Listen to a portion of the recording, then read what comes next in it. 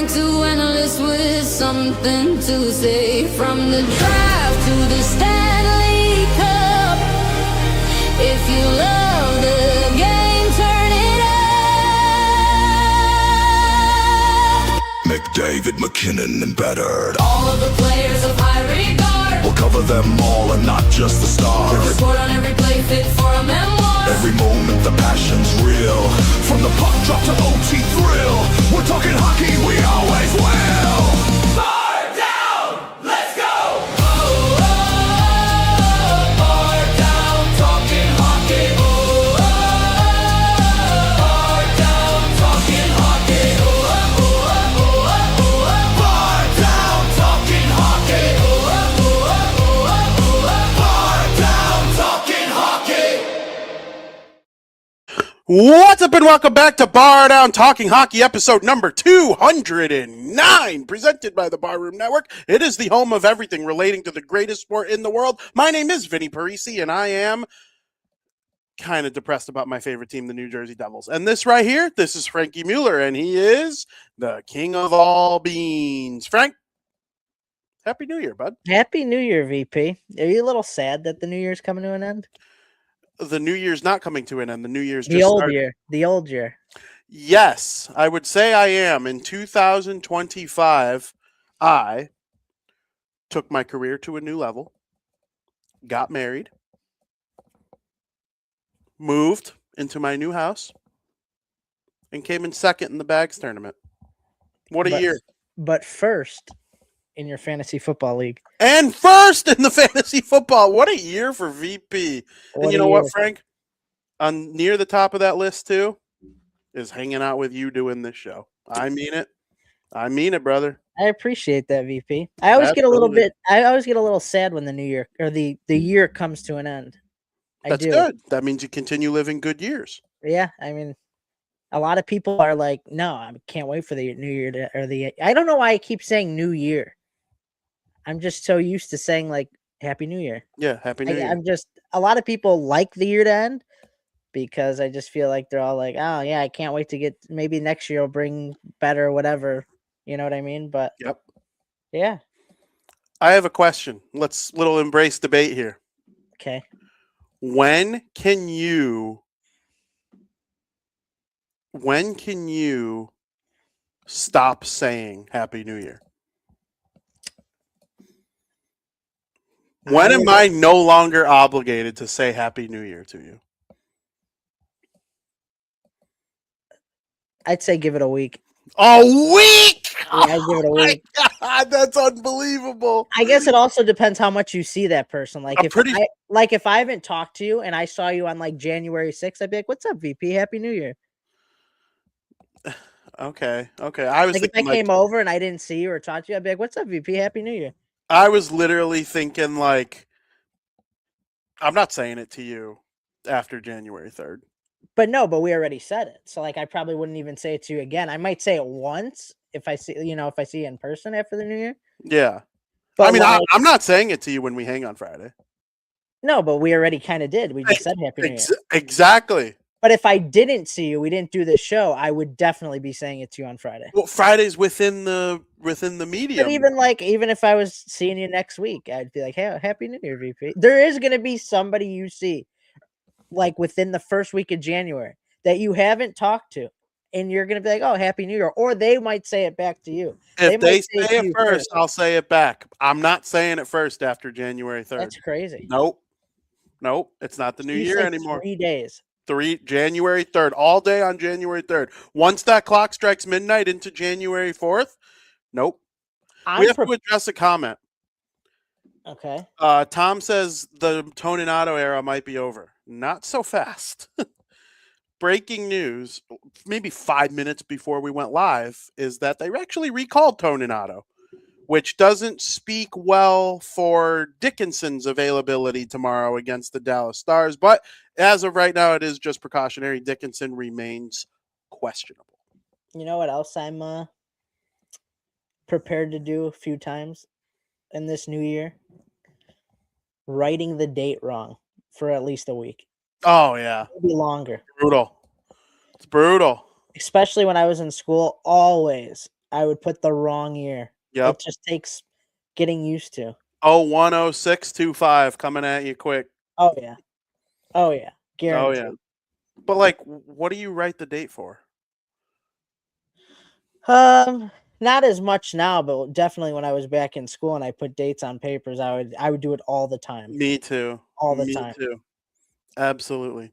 Absolutely. Well, Frank, speaking of 2026, we're going to talk some of the future of the league, of the Olympics.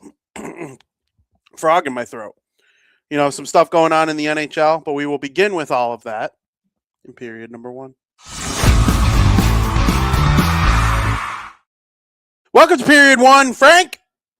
Oh, I've been watching the World Juniors. Slovakia versus Switzerland is on the TV right behind me.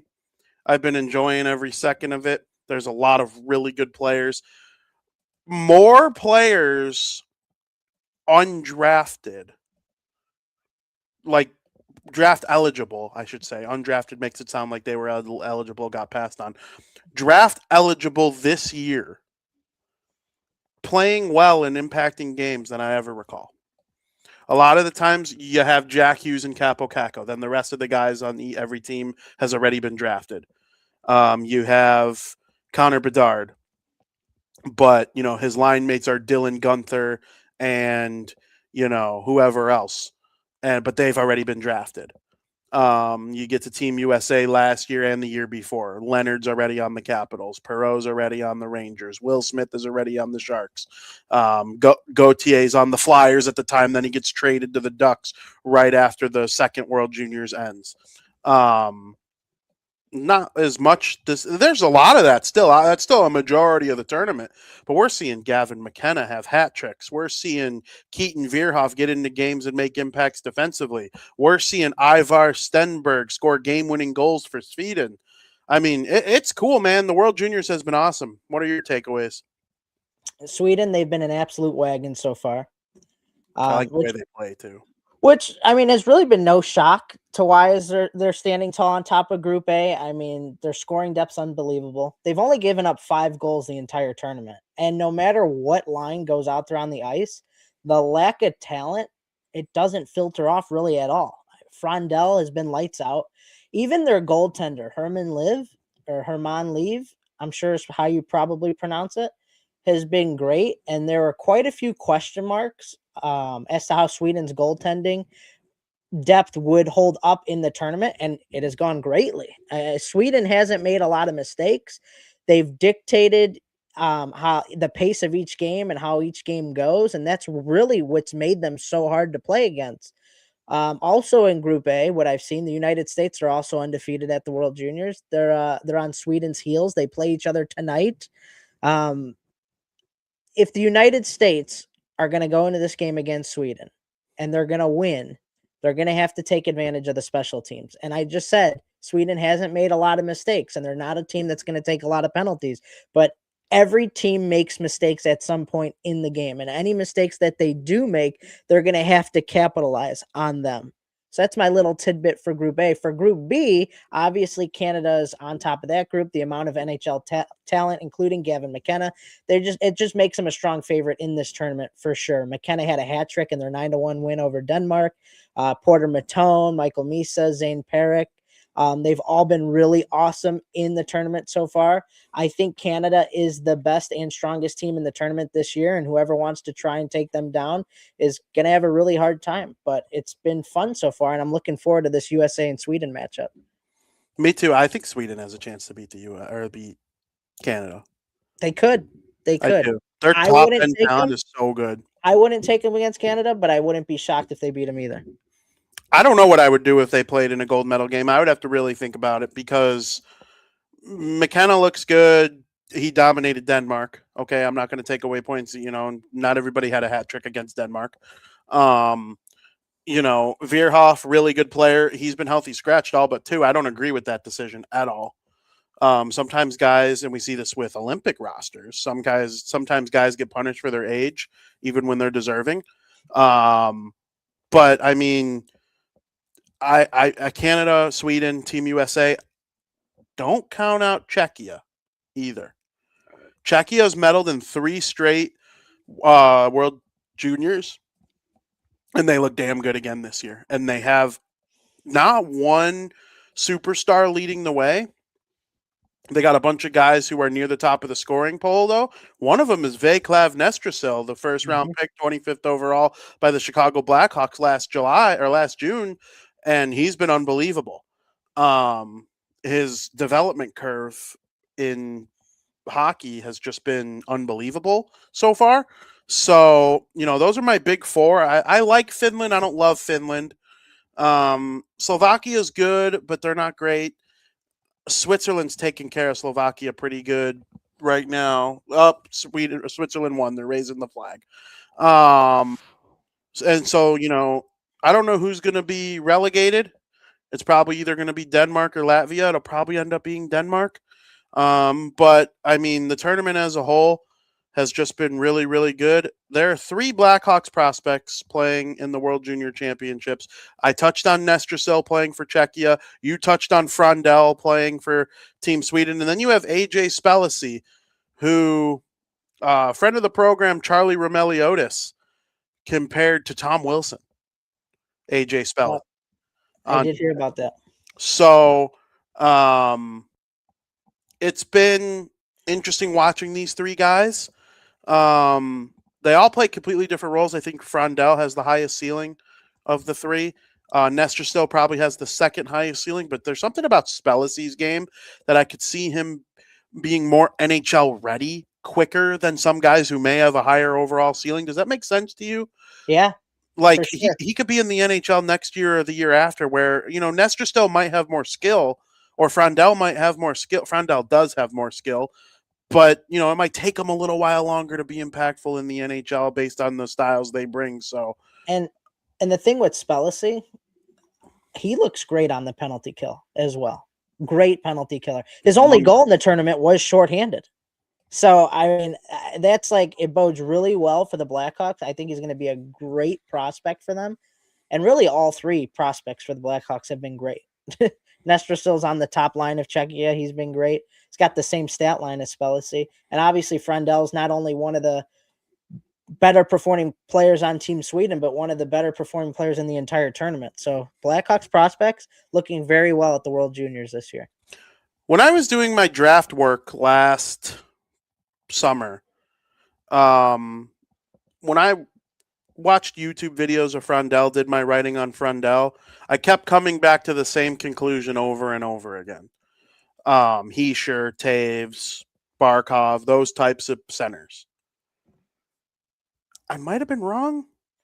He might have been wrong because he said the same thing after the draft. He compares himself to Barkov. And that doesn't mean you go on and be a Hall of Fame, all-time great Selke Trophy winner like Barkov. It means that's your style of play. Mm-hmm. I don't know.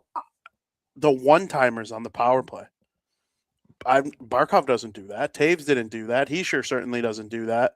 Kopitar wasn't a one-time guy on the power, almost like watching Tage Thompson or Ovechkin. I don't like bringing up Ovechkin because 910 career goals. You never like comparing a prospect to that. But that's the type of slap shot standing in the one spot on the power play. He's got this Eklund on Team Sweden with him, and his brothers on the San Jose Sharks, playing with Celebrini and Will Smith and all them. Probably their 3rd or 4th best forward in San Jose, but this Eklund that's young and his brother on Sweden, no look passes to Frondell on the power play, and he's just blasting them past goalies. You're right. Team Sweden versus Team USA tonight. The winner is going to win the group, and it's going to be a really interesting game. Yeah, I have a little prediction on the game, I think, but I'll wait a little bit because of we're gonna make predictions, I assume, in a little bit here at the end of the first period. I'll save it.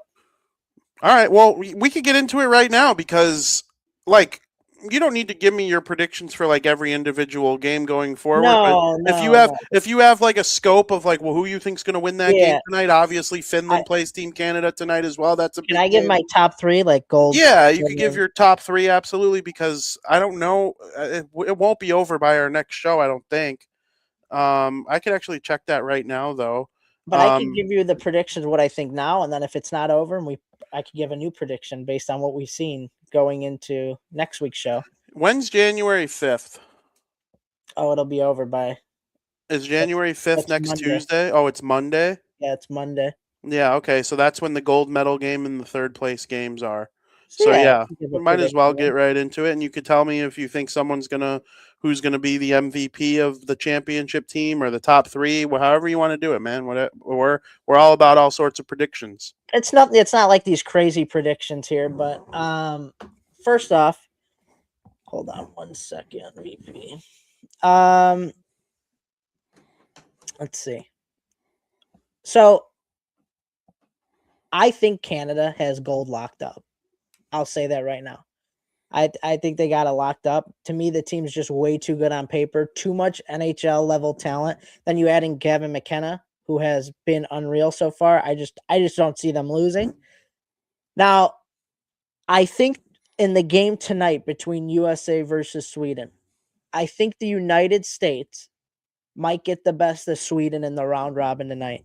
But when it comes down to it, but if it comes down to it and they play once the round robin's over, I think Sweden gets the revenge and at least takes the silver at minimum.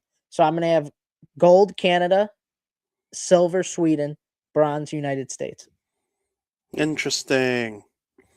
Okay, we have the same top three. I'm not confident in it though, but I don't know. I think Sweden's going to win. I got them taking the gold. And they're going to beat Canada in the championship. And then I have the U.S. beating Czechia in the silver medal game, and I'm not confident in that. I don't love Team USA. Czechia is good.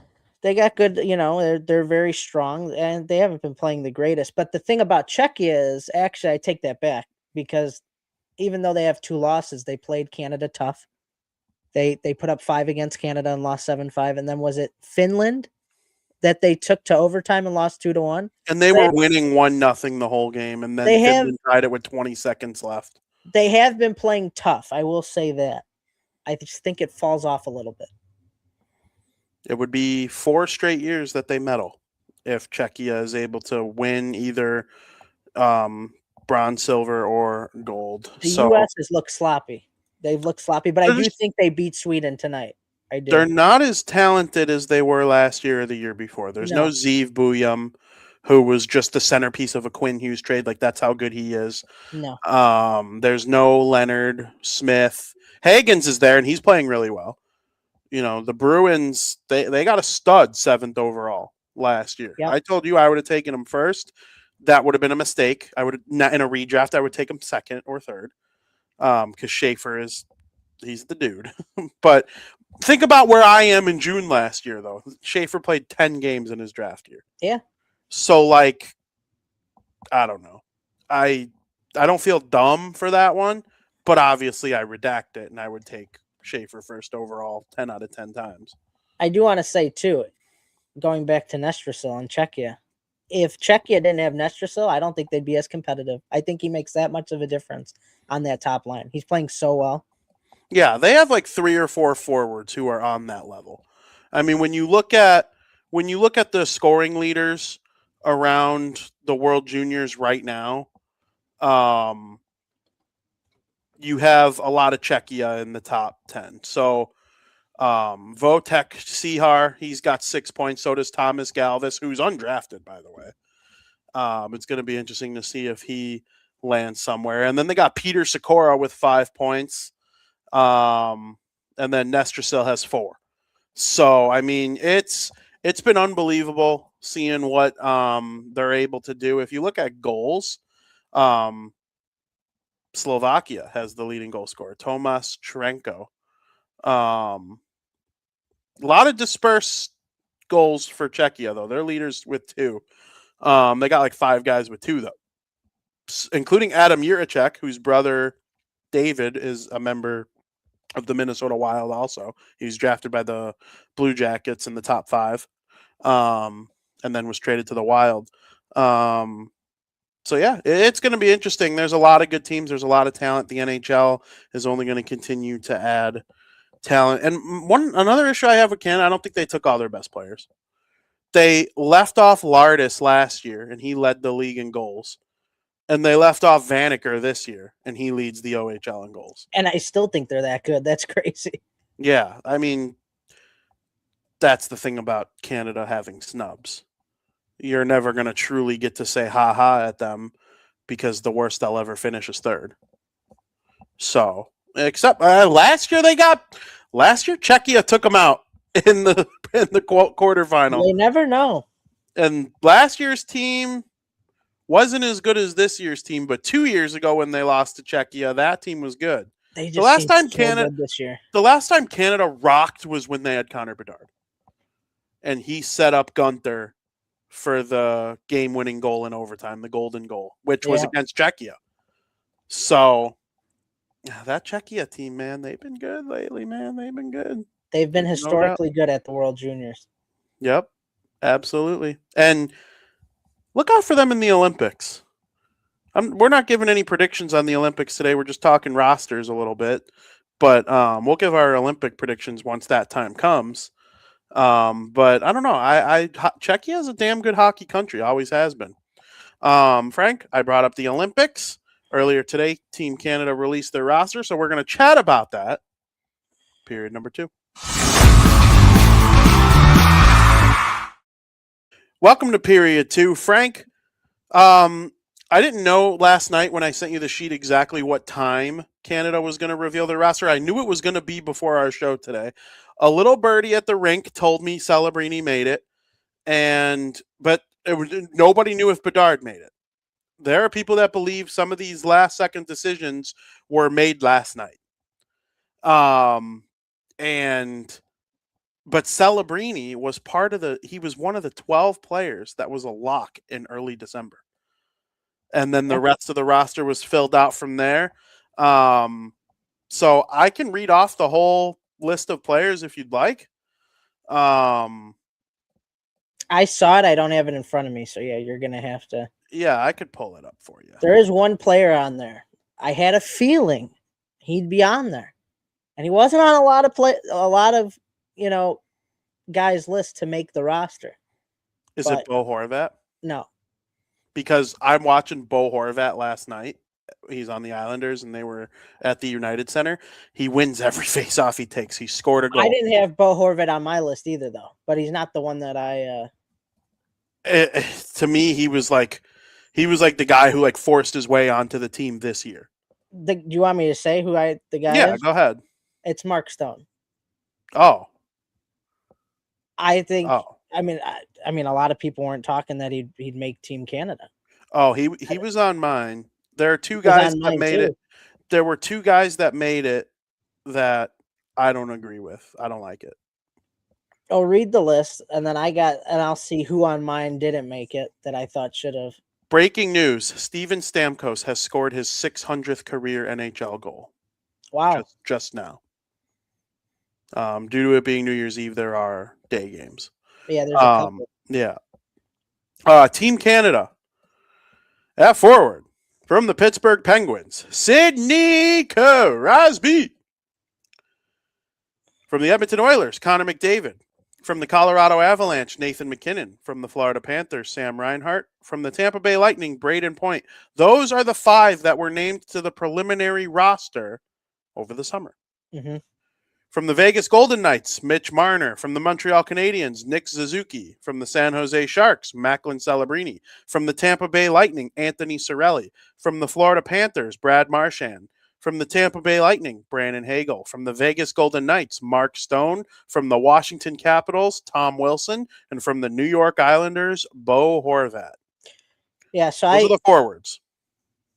You want to touch on the forwards first, or? Yeah, go ahead. I don't. There's one. So I didn't have Cirelli. Me either. I don't like it either. I don't like that one.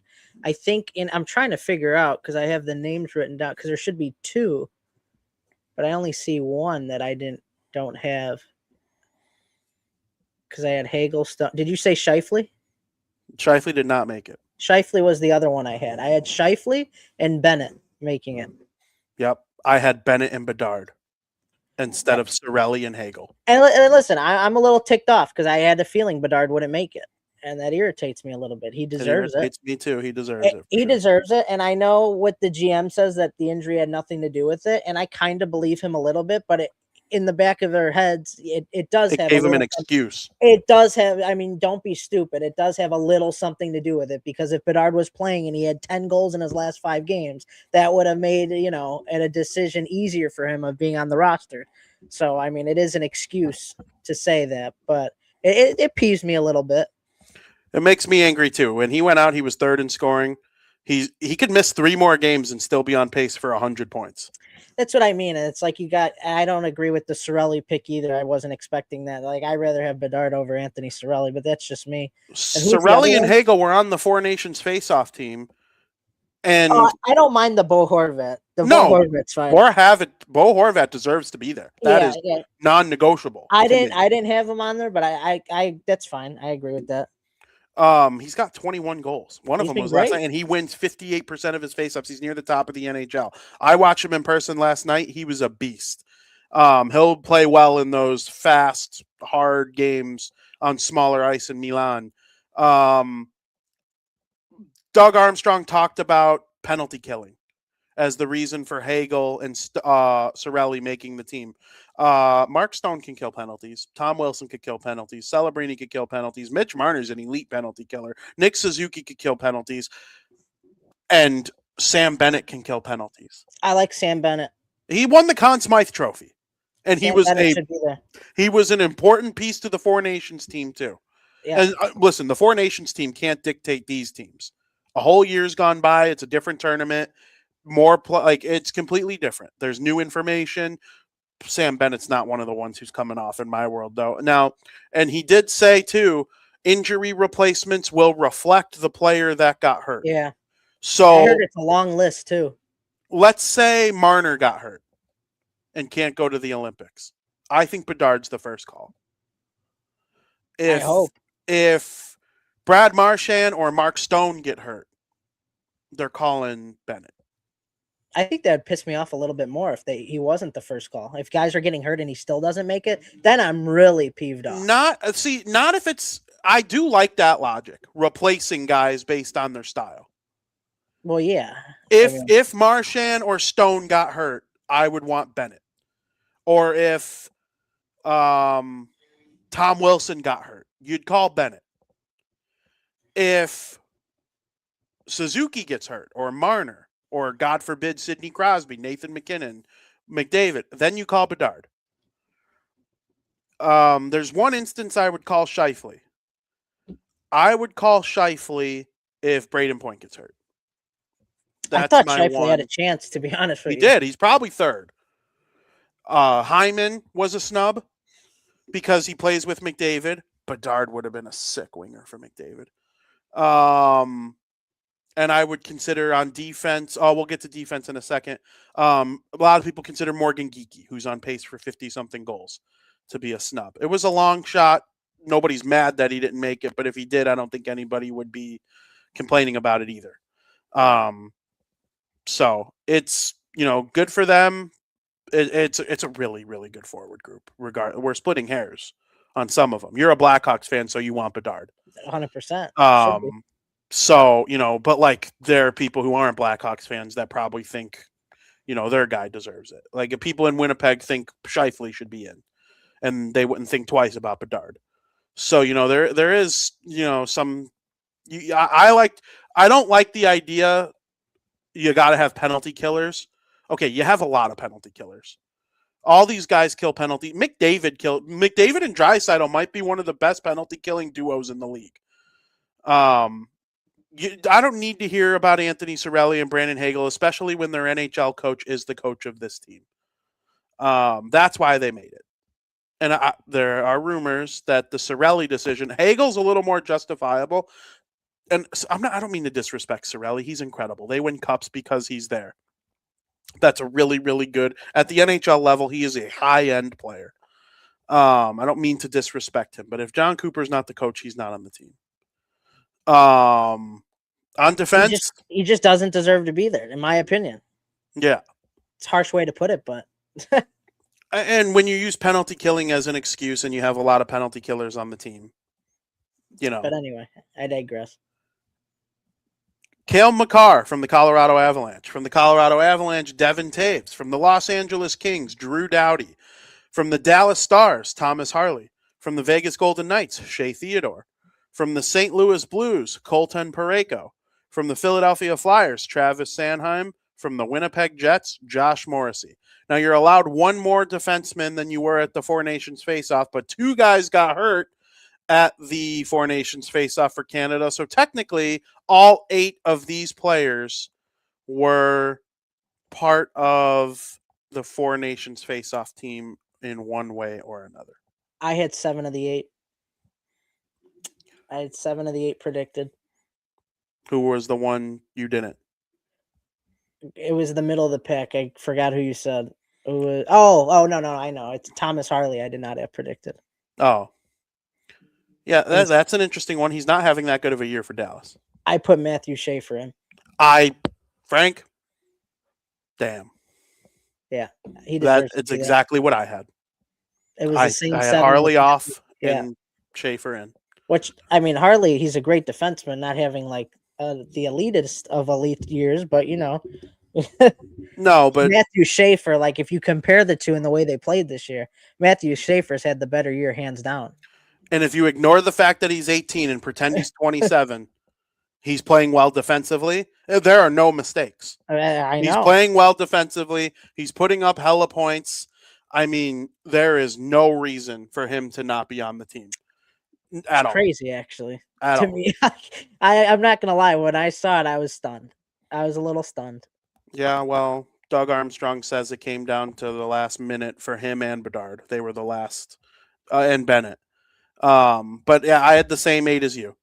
But I did hear late last night that it was going to be the same 8 from the Four Nations. So I was going to say that if it didn't come out before, but I was going to preface that if it were my list, Harley out, Schaefer in. Schaefer will be at the next 3 Olympics though.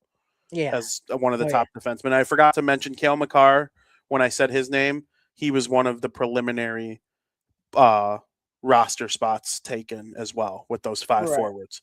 The 3 goaltenders, Logan Thompson of the Washington Capitals, Darcy Kemper of the Los Angeles Kings, and Jordan Binnington of the St. Louis Blues. I went 3 for 3.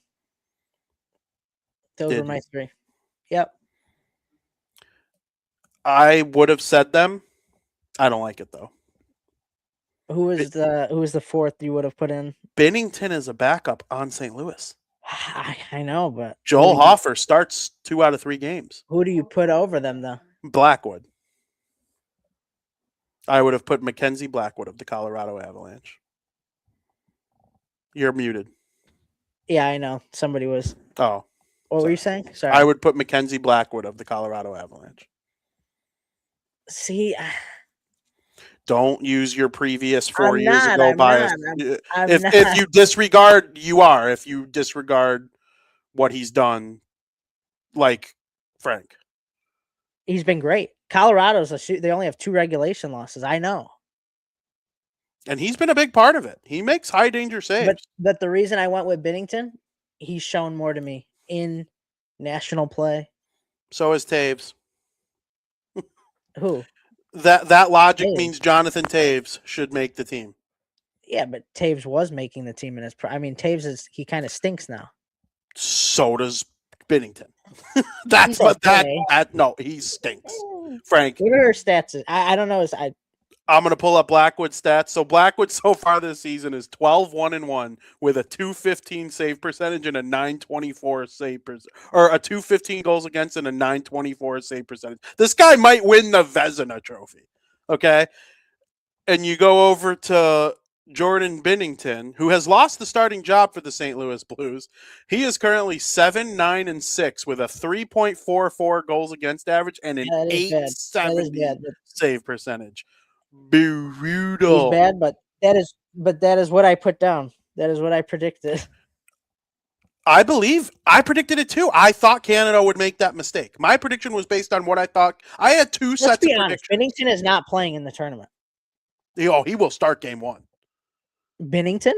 Oh, absolutely. Why else would Frank, why He's else gonna would he start be the on this team? first game. Why else would he be on this team? Because you have to have 3 goaltenders. Frank, if you're bringing 3, this is definitely Canada's logic. 2 of them are guys who have played really well this year, Kemper and Logan Thompson. One of them is the guy who's been there, done that, even though he stinks now. Why is he playing game 1 though? Binnington will start game 1, and he will have the shortest leash. I couldn't give Luigi a shorter leash if I tried. That doesn't make sense though. I didn't say it makes sense. I'm telling you that's why he's on the team. I don't know. He's been horrible this season. He didn't deserve to be on it. He did not deserve to be on the team. I would have put Blackwood in a heartbeat. I would have put there was another guy. You could argue Jake Allen deserves it more. But I'm telling you, they're going with experience on this whole roster. Reason Bedard didn't make it. Reason Mark Stone did make it. Because a lot of people, I'm telling you, I didn't see a lot of people put Mark Stone on their list. Well, Mark Stone is still elite, though. I know, but that's what I'm saying. But he's also got that championship pedigree mentality. Yeah, so does Jonathan Taves. Yeah, but Taves is not having a great year. Binnington is having a worse year as a goalie than Taves is as a forward.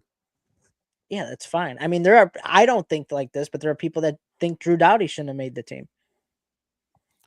I would have had Schaefer over him, too. Exactly, but the experience is there. We got a guy who's a veteran who's still pretty good. I'm telling you.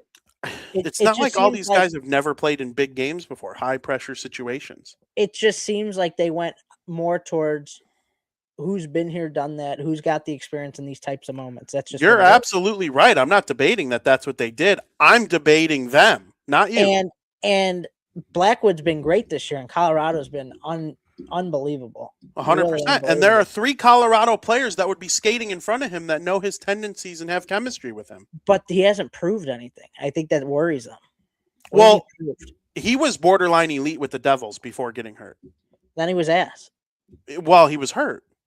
Yeah, but he's still when you can't skate from side to side. Now, we can have our debate on whether or not he should have been playing. That's fine. But when you can't skate from side to side because your hips don't work, you're going to be an ass goaltender. And now that all seems to be fixed, and he is injury prone, it wouldn't shock me if he gets hurt again. This happens all the time. And the other thing is, I don't necessarily think Black would be doing that good if he was on a different team other than Colorado, to be honest with you. Well, he got traded to Colorado because of how good he was with San Jose. Yeah, but he was good. Colorado said, we want that guy because we know he'll be good here. I don't know. I'm just not a Blackwood guy. And I never will. Because you weren't in 2021, so how could you be now? Things change. Data changes. I know, but it's just, I've seen this script so many times with different players. And the same thing happens with Binnington, too. He has been hot ass this season. 870. It's not even like it's 890. Barely below 870. He allows 13 goals on every 100 shots. That is hot ass. He's the backup on his own NHL team. And then Blackwood would have went to Team Canada. He would have been asked, and people would be like, well, why didn't you put him in Binnington? No shot. I just don't trust the guy. He has not proved anything in the NHL. If he wins the cup this year, what are you going to say?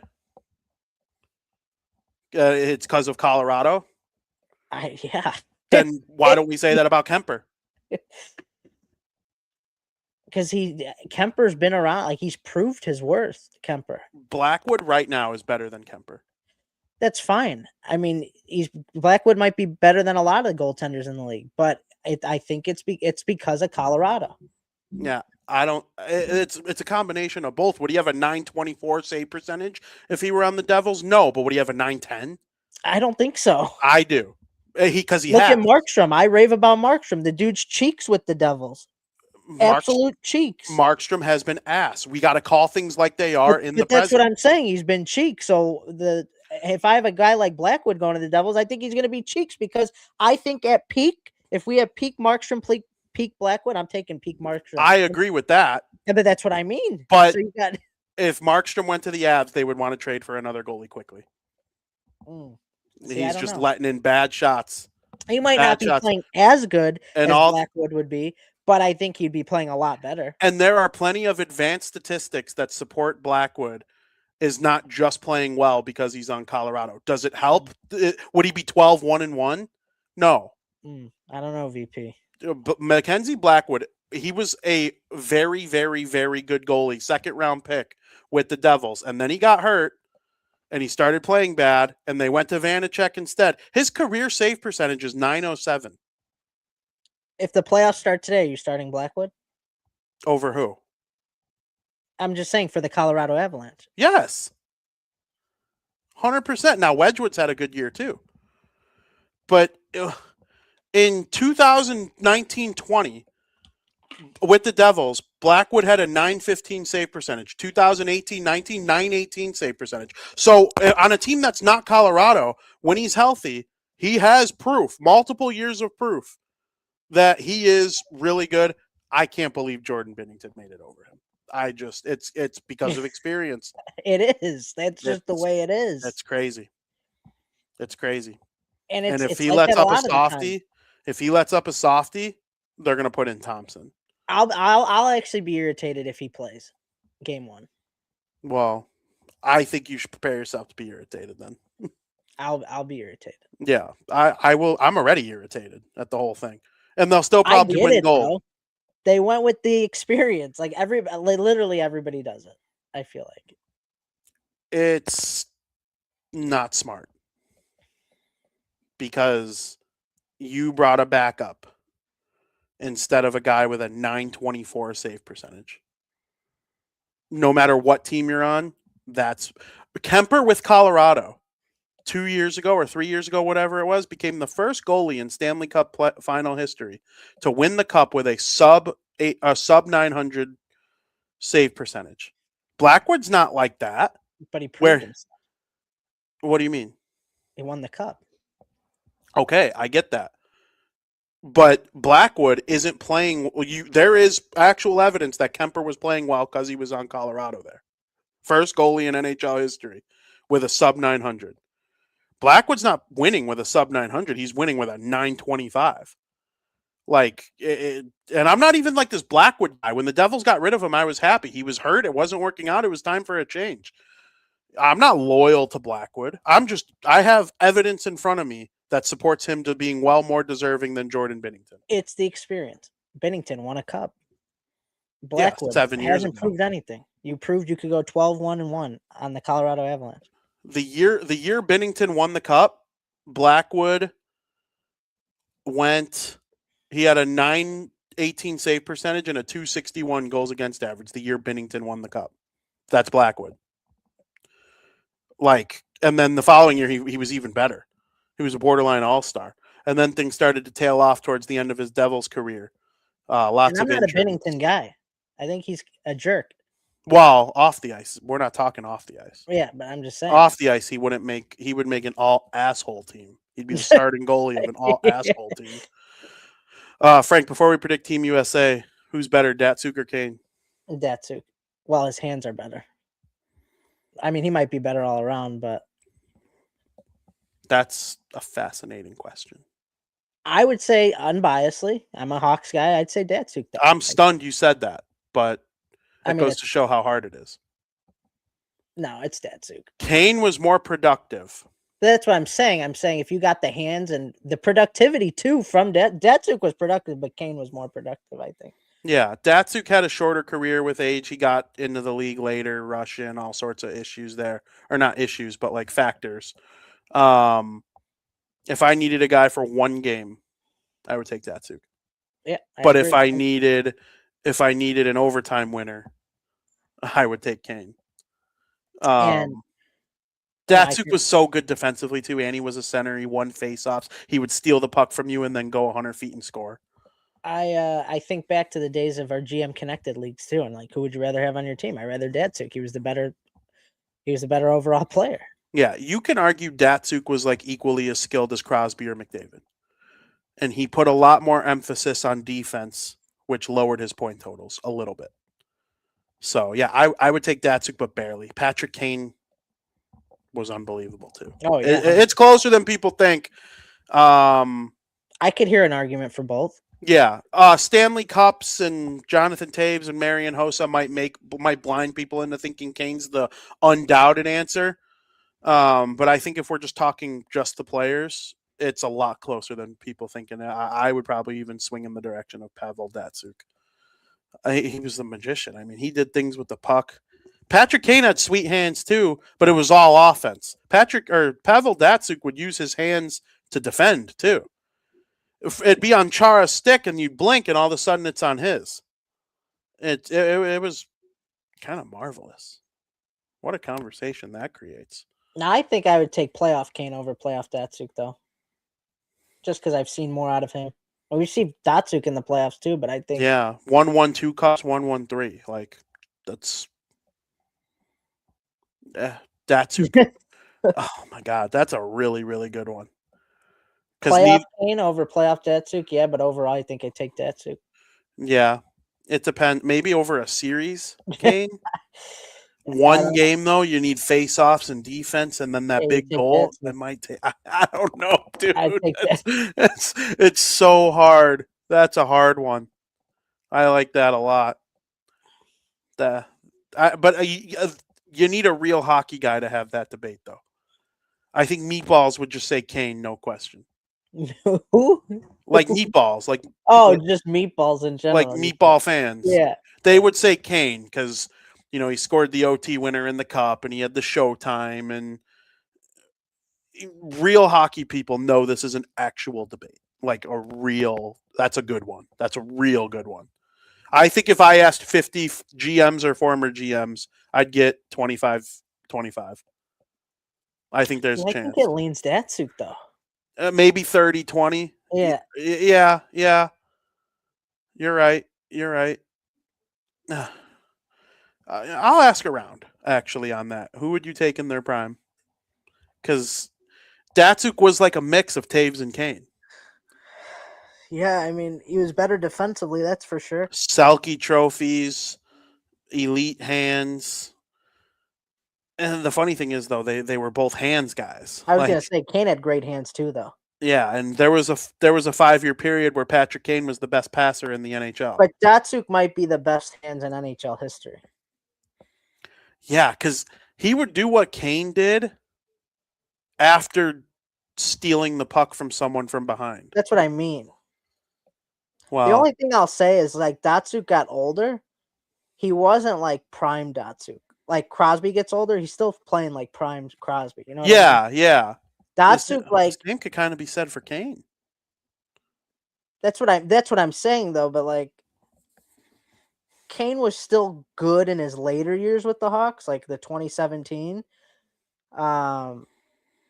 Whereas Datsuk, I felt like tailed off earlier in his career. Yeah, that's probably fair. And he went home to Russia. Yeah. No, Sid takes the cake over all these guys. But that's what I'm saying. It's like he's still playing like prime. Yeah, I would even take Ovechkin over both of them. I might take Datsuk over Ovi if I needed one game, but over a career, I'm not saying no to 910 goals. All right, Frank, you want to quickly run through a U.S. roster prediction? Yeah. You want me to go first, or you want to go first? No, go ahead.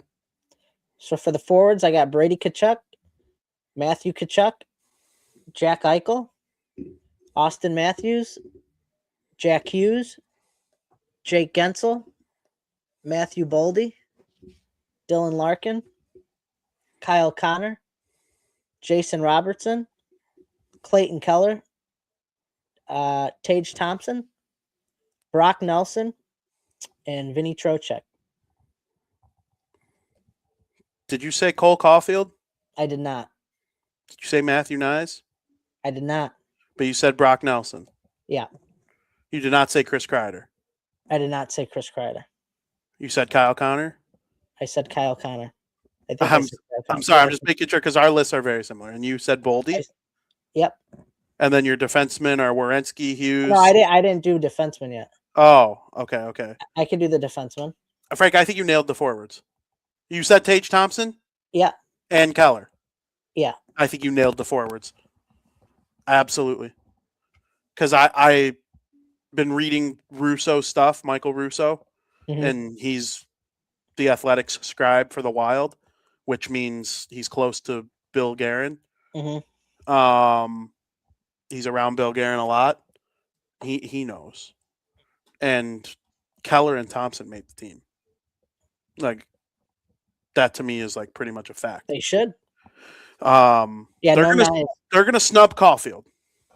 No knives or Caulfield. I don't agree with snubbing Caulfield, especially when you were a goal away in the Four Nations. I would take Caulfield over Brock Nelson, but they're gonna take Brock Nelson. Oh, 100%. Dumb. Don't always like taking the experience. Sometimes I'd rather better players. But once again, it's the experience, man. You know what? Sometimes it needs to come down to better players. I'm not saying I would do the experience. I would go better players, but I'm just saying that's just how it is. Diggs is going to the Packers. Stephon Diggs? No, Trayvon Diggs. Oh, I was like, Cowboys just released him. They released him yesterday. He cleared waivers and he's going to the Packers to be with Micah Parsons, who's injured for the rest of the year. But like that, the Packers ended up with Dallas's 2 best defensive players from a year ago. Unbelievable. It's crazy. Who are your defensemen? Let's see. My defensemen. I have Quinn Hughes, Charlie McAvoy, Brock Faber, Jakob Slavin, Zach Werenski, Adam Fox, Jake Sanderson, and Noah Hannafin. Okay. Fox isn't going to make it. You don't think so? No. Because of his injuries? No. I just think he's not going to make it. Seth Jones made it. Really? I'm very confident Seth Jones made it. Wow. And that to me, this is an opinion, like the Blackwood versus Binnington. I know why they did it. I don't agree with it. This one I actually kind of agree with. All Bill Guerin cares about is speed. And Fox is slow. Fox is really slow. And Seth Jones was amazing in the Stanley Cup final. And he's been really good this year. He's going to be on the team. It's going to be Jones instead of Fox. And then I'm with you on Hannafin, even though they're leaving off John Carlson. He's been so good. I know, but you only have 8 though. I mean, out of the 8, it's your experience thing again, though. I don't get why. I don't get why we say, oh, experience for some guys, and then other guys, it's like, well, F their experience. Like, it's just so dumb to me. I don't like it. Either do it or don't. Why is John Carlson scored the golden goal in the World Juniors in overtime? He knows what it's like to score a ginormous goal in the World Juniors. Oh, you don't care about the World Juniors? How about the Stanley Cup thing that he has? One of the greatest offensive American defensemen of all time. I'm not saying I would have him, but maybe I would. I would be stunned if he makes the team. He's not going to. He's not going to. I'm not telling you he's going to. I'm not making a list of who I want. I'm making a prediction who I think. No, we're talking who we think is going to, and then debating it. Yeah, I'm debating it. Yeah, it's a hot plate of ass telling me that sometimes experience matters and sometimes it doesn't. I'm not saying you. Who did you have over me for the forwards, or were our forwards the same? Our forwards were the same. Yeah, I think you nailed the forwards. You said I nailed it, but I didn't know if you had a different forward. No. What about the defenseman? The only one. Did you have JT Miller? No. Or Vinny Trocheck? I had Vinny Trocheck. Yeah, JT Miller's going to make it.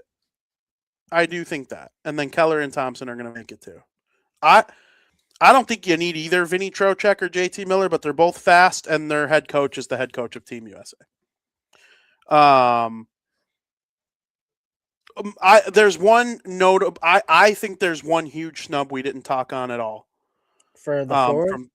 For the forwards. I think it's the biggest snub for either the United States or Canada. Let's hear it. This guy's slow. So that's probably why he didn't make it. He's not the greatest skater. But This guy is currently second in goals by an American forward, only to Matt Boldy is the only American forward with more. And he has the most points of any American forward. And I don't think he's going to be on the team. Jason Robertson. Oh, I said Jason Robertson. Oh, you did say Jason Robertson? Yeah, he was one of mine. He deserves to be on the team for He sure. absolutely deserves it. He's not. You don't think he's on it? No. I would be. That's irritating. I got him. Yeah, I said Jason Robertson. I missed that. He's off. Brutal. Horrible. Yeah, And Jason Robertson. And you got the Dallas Stars campaigning for him on Twitter. They wrote last night, just going to drop this here. And it was like all his rankings amongst American forward. He's not making the team. That's crazy. It's crazy. I thought he'd for sure make it. He deserves to for sure make it. You're going to bring Uncle Brock Nelson, as our buddy D would call him, an Unk. Unk is coming to play. I had Brock Nelson and Robertson make it. So who did I snub?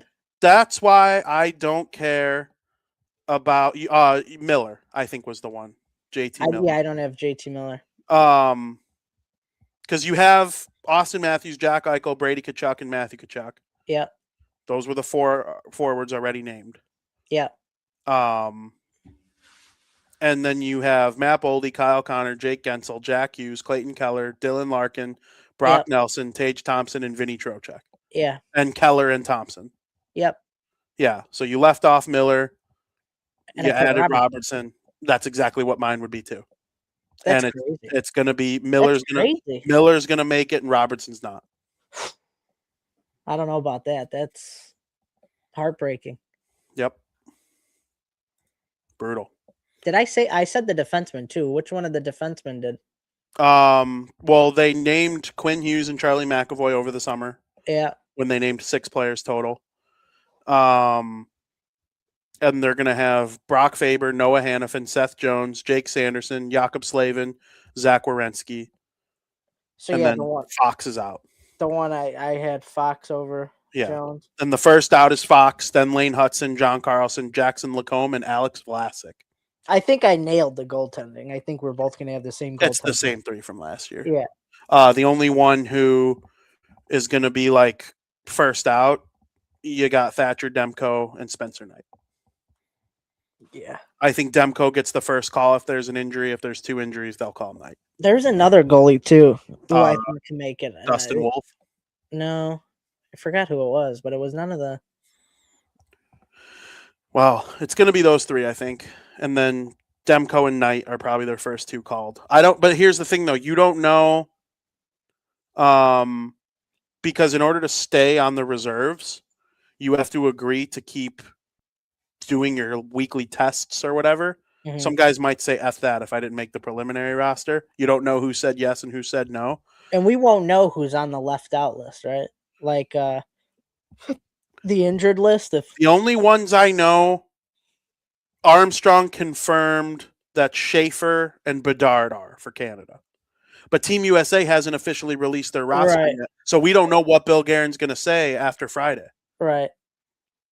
You know, by the time you show up to watch the Winter Classic with me on Friday, it'll be know. No, we'll know. It'll be they're doing it in the morning on Good Morning America or tomorrow or Friday morning.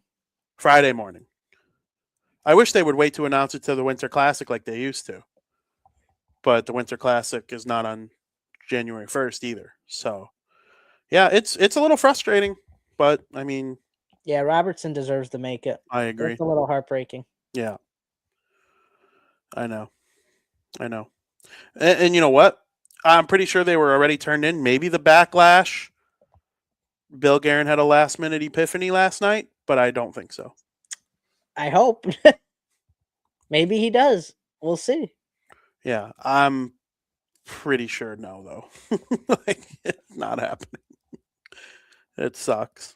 It's stupid. All right, Frank, let's really quickly go through some of these NHL storylines in period number 3. Frank, on our last podcast, it was kind of breaking-ish news the day before that the Buffalo Sabres brought in, they had him already in as an advisor, but Jarmo Kekalainen as the new GM to replace Kevin Adams. They were going to fire Lindy Ruff the next day, but they haven't lost since No, 9 straight 9 wins. in a row. And there's some impressive wins in there. Oh, Road wins in Edmonton, Vancouver, Seattle, New Jersey, Ottawa, and St. Louis. All were road wins. Yep. And then they got home wins against the Flyers, Islanders, and Bruins. And I mean, there are impressive home wins in there too. And I think they're getting hot at the right time. I think statistically, when you think about it, when you get hot at the end of the year, going into the start of the second half of the season, that has to be statistically some of the best times to get hot. That's kind of like when the Blues started to get hot. When they won the cup the 1 year, then when they were in last place at New Year's, and then they started to get hot. I just feel like December into the new year is like the best time you could ask for to get hot. Not saying that they're going to go on a streak and, come in third in their division or something like that, but they're getting hot at the right time. The Eastern Conference is such a gong show that they've won 9 in a row and they're still not in a playoff spot. That's the other thing I was going to say. You win 9 in a row, you get 18 points, and you're still not in a playoff spot. Yeah. They're right there. They're like a point out, but that's crazy still. They're a point out. They're also 4 points out of being dead last in the conference again. Isn't that crazy? The whole East is crazy. Every team in the East is over 500 points percentage. Which the same can't be said about the West, which is going to be our conversation about the weird standings in the NHL. Almost every team in the West stinks, and almost every team in the East is good. At least they're mid or better. And it's crazy, though? You look at the standings from last place to a playoff spot in the East, and they're all within like 5 points. And in the West, they're all within like 7 to 5. Yeah. It's just crazy. With way less points. With way less points, Yeah. but they're right there. It's like it's weird. Buffalo would be comfortably in a playoff spot in the Western Conference. Sometimes, man. The Central Division has 3 of the 4 top teams in the NHL, the 3 top teams in the NHL: Colorado, Dallas, and Minnesota. But they also have the bottom 5. Colorado and Dallas are the only teams that are really out of this world this year, and Colorado's really above Dallas in like their own tier. Remember when they won the cup? I said I've never seen a team play like this. They're like above S tier. Mm-hmm. That's where Colorado sits this year. Again, in my eyes, they're above that S tier. They're like a team in their own category, and then Dallas is right there at S tier. And I wonder if because of how well the Avalanche are doing with only 2 regulation losses, if that's what's messing up the standings in the Western Conference. It has to be. I think every team in the East is beating every team in the West when they play. I think that's where the standings get messed up right now. Fair. Like that to me is the issue. I would put Minnesota right there with Dallas, by the way. Minnesota's right been good. there. They're 24, 10-6. They're 8-1-1 in their last 10. And they just traded for the second best defenseman in the world. They're 3 points behind the Stars when they first traded for Hughes, they were like 10. Those are the 3 best teams in the league. And then I think there's a gap between 3 and 4. And they're all in the Central Division. I was going to add the Wild in there as like my top 3, but I just think, I don't know. I see a lot of separation between Dallas and Minnesota. Because I feel like if I add Minnesota, then there are teams right below them with like 12 losses that I got to add in that group, and I don't want it. It's like a very elite category. The Wild have 10 losses, but 8 of them came in the first 20 games of the year. Yeah, they've been hot lately. Not even lately, like since the middle of November. And then they added Hughes. I think they're right there. Those are the 3 best teams, and I really think, and it's not the whole Zach Parise, I love the Wild thing. I'm trying to be as objective. You want me to tell you the Devils stink? The Devils stink right now. Will a 5-game heater get them right back in a playoff spot? Absolutely, it would.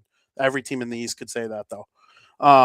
The Wild and they beat the Stars. And the Stars lost to the Hawks in a shootout, but they're gonna smoke them tomorrow. They're gonna smoke them tomorrow. I would bet Dallas tomorrow. I would bet the 31st. You sure? Positive. I'm here, aren't I?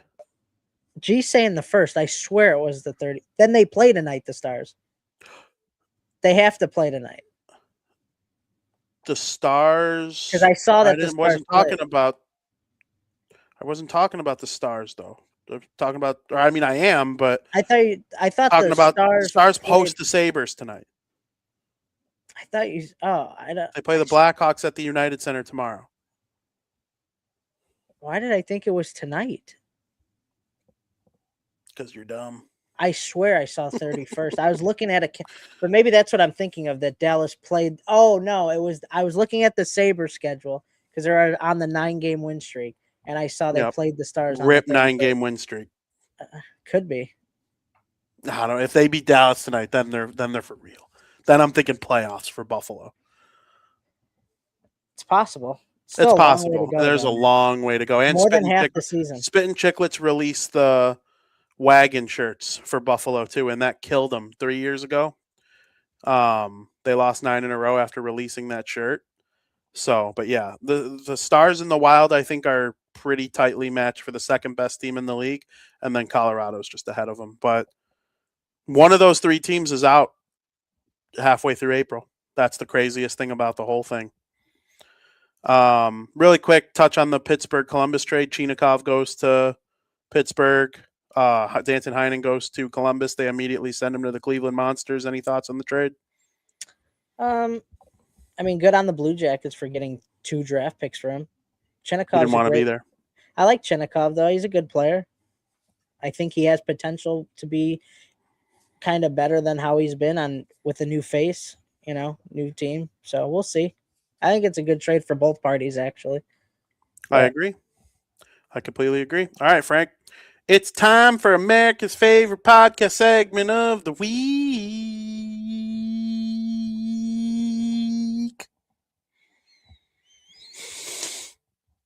Breaking bets.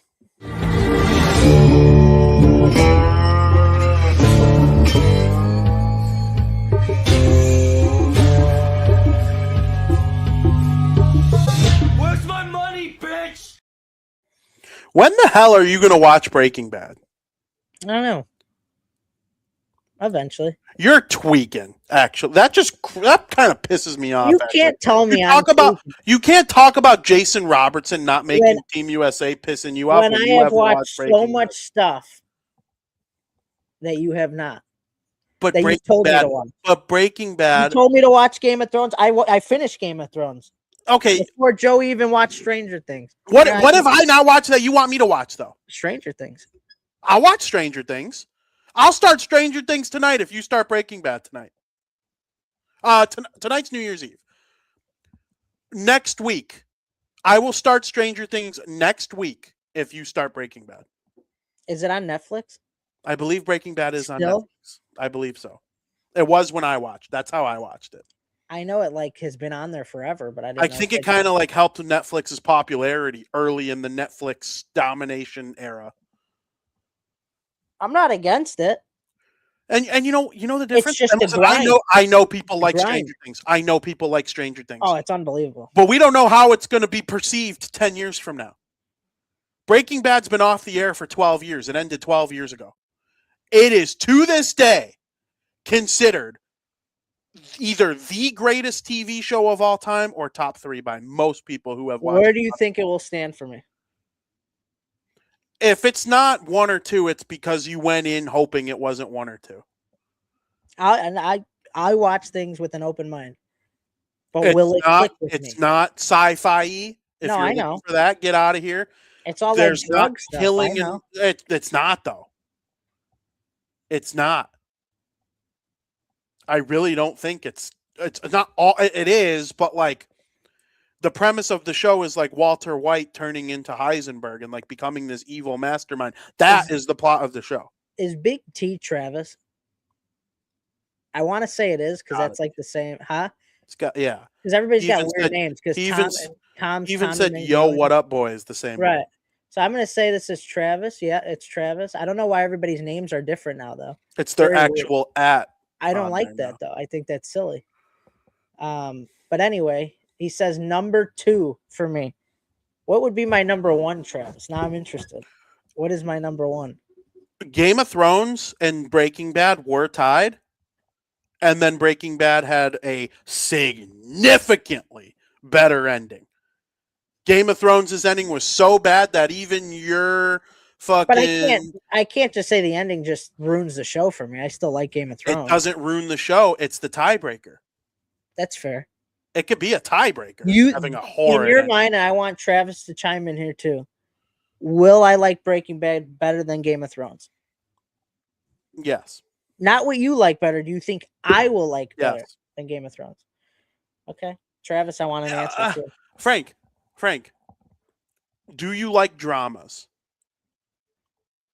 Yeah, I mean, there's It's really just nothing I'm against like it's watching just or an hating. intense show. Is the only way I can describe it. It is an intense But show. remember, I wasn't a big fan of like Oppenheimer. Now, maybe you won't like Breaking Bad. That's what I'm saying. So like you got to know me. Is it a me show? Am I gonna like it? I don't know, because not liking Oppenheimer is like Have you seen Oppenheimer? I almost don't want you to watch it anymore. I just think Oppenheimer was a bit overrated, and I like that stuff. Dylan thinks that it's because we saw it in a bad theater. The speakers were busted, kind of. I still don't think that would make a difference. Nah, I I'm curious because part of me thinks I like wasn't would sucked in. you just want to smite me and tell me you didn't like Breaking Bad? No, Like, I would you swear to go God. into I it? swear to God, I will go into it because, like, if I would only be hurting myself if I did that. There's no like, I want to enjoy it. I will be honest with you. It's like Superman. Superman was unbelievable. I said it's like one of the best superhero movies I've ever seen. I wasn't expecting that going in. Why would I want to say that with like all the shit, all the Marvel stuff I've seen? Like, Yeah, like, but yeah, I've been begging you to watch Breaking Bad, and it would be objectively funny for you to come on here and be like, "Yeah, Breaking Bad sucks, bro. I could there's really no, watch no, that no. shit." You don't have that. You don't have to worry about VP with the terrible suggestions. No. VP terrible. I think I will like it a ton. Right? I'm behind that. Like another show I tell you to watch The Last of Us. It's another one I said, but you know, Yeah, especially a everybody thinks PlayStation this guy upcoming too. season's gonna be terrible, though. Well, They're recasting people and shit. I think I like it. I think I like it. Maybe. All this, and I haven't even gotten to our Breaking Bets picks. Hit it. Take me off. Hold on. You want okay? I get the big screen now. All right, got some good hockey tonight. Flyers at the Flames. I think this line's a bit outrageous. The Philadelphia Flyers are plus 120, and I think that's because the Calgary Flames are getting a bit too much respect with their most recent wins over Vegas, Edmonton, and Boston. Listen, at the end of the day, there's still the 17, 18, and 4 Calgary Flames who are due to come back down to earth and hit some regression. I'm not going to let the Flames' recent form cloud my judgment in this one. Flyers are having a great start to the year, and the fact that we could snag them as a decent-sized underdog heading into the new year, there's no other option here. Expect the Flyers to get revenge from their loss to the Flames back in early November. I think the Flyers at plus 120 for 2 units, that's great value right there. Big underdog, sizable underdog, I should say. I know the Flyers played last night, and they're on a back-to-back. I don't really care about that in the NHL. They're better than the Flames. Flames are due for some regression. And then Saturday night, battle of the number 1 seed in the NFC, Seahawks at San Francisco. One of my favorite things to do in the NFL is to fade the team who won the first matchup of the season. The 49ers beat the Seahawks in week 1, 17-14, in a very tight game. But now it's the Seahawks' turn to walk into Levi Stadium, take the number 1 seed in the NFC away from the 49ers, and take it for themselves. Both offenses are potent, but what gives the Seahawks the edge in this game, in my opinion, is their defense. The 49ers defense has been awful this year, and I don't expect the 49ers to be able to go into this game and play a shootout style of football like we saw against the Bears. The Seahawks defense won't allow it. Seahawks have been licking their chops all season long since week 1, waiting for this rematch that they will get to do it with the number 1 seed on the line in the NFC. Seahawks money line minus 120, bet to win 10 units, maxing out on that. I don't see the 49ers winning this one, despite them being at home. You don't see the 49ers winning that? I do not. I hate taking teams who already won the first meeting of the season. I hate it. Okay. That's why I think the Bucs are going to beat the Panthers. Bears beat the Packers. Bills beat the Patriots. I don't. It's very hard to beat a team twice in your division. It happens. I'm not saying it doesn't happen, but when you have two good teams like this, oh, they're licking their chops. The Seahawks want this so bad. And the 49ers defense is just not going to be able to keep up. Well, will Seattle's offense is my question. That's the other thing too, because Seattle's offense has looked stagnant lately. Yeah, But it's two unstoppable forces meeting each other. But I San think their Francisco's offense will look a lot better because of how bad the defense has been for the 49ers. Interesting. Very interesting. All right, Frank. Good stuff. Good stuff. I hope everybody watching this enjoyed the show today. I hope you enjoy your very happy new year. Winter Classic on Friday. More World Juniors, too. That's when the quarterfinals start on Friday. There's a lot of good hockey coming up this weekend. Some implications in Week 18 in the NFL coming up this week. And me and Frank will preview the NFL playoffs next show. In addition to, recapping the Winter Classic and the World Juniors and all that. And it's going to be a real good time. So, Frank, you got anything else left to say before we move out? Happy New Year's, Travis. Happy New Year's to everybody who tuned in and watched the show today. We appreciate it. Stay safe, and I will see you all in 2026. 2026, it's going to be a good year. We're going to somehow find a way to follow up 2025. It's going to be really, really hard. So I hope everybody enjoys. Make sure you watch the rest of the shows here on the Barroom Network. Your Barroom Network Fantasy Football Champion is checking out. And as always, thank you for listening. We're talking hockey, we always will! BarDown! Let's go!